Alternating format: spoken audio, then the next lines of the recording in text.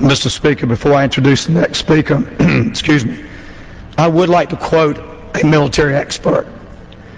General John Abisaid, former commander of U.S. Central Command, said during a Senate Armed Services hearing on November the 15th, 2006, I believe that more American force prevent the Iraqis from doing more, from taking more responsibility for their own future.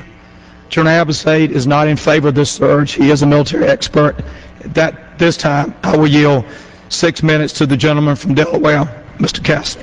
The gentleman from Delaware is recognized for 6 minutes. Thank you, Mr. Speaker, and I thank the distinguished gentleman from North Carolina for yielding to me.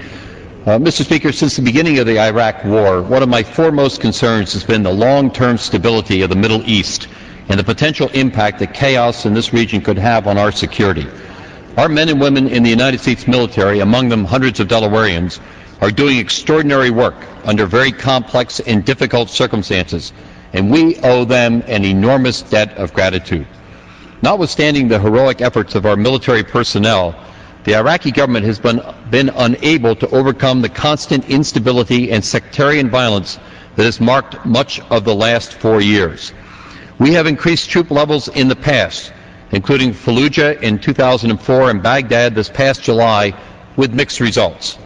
Despite the incredible efforts of our brave soldiers, it is clear to me that an increase in American forces alone cannot resolve this conflict. Therefore, I will support this resolution because I believe that the surge will be unsuccessful without a comprehensive diplomatic strategy to engage the international community and turn responsibility over to the Iraqi government. That being said, I am disappointed that today's discussion has been structured in such a way that members are limited solely to an up or down vote on the troop increase. On Friday, after Congress passes this resolution, we will still lack the strategy necessary to stabilize the Middle East and bring our soldiers home. This Congress owes the American people a truly complete and comprehensive discourse regarding our future in Iraq.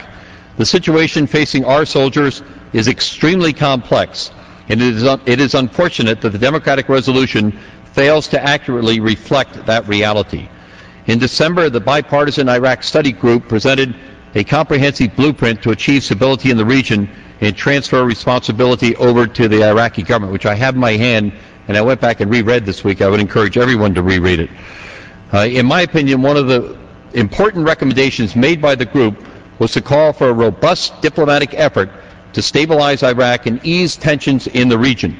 In fact, some of our nation's greatest military minds, including former Secretary of State Colin Powell, have joined the group in recommending that every country with an interest in averting a chaotic Iraq, including all of Iraq's neighbors, Turkey, Jordan, Saudi Arabia, Kuwait, Iran, and Syria among them, participate in this important dialogue.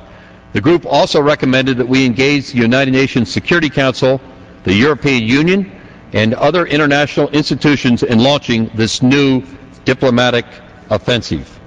The intensive diplomacy recommended by the Iraq Study Group should be familiar to all of us who remember the Cold War.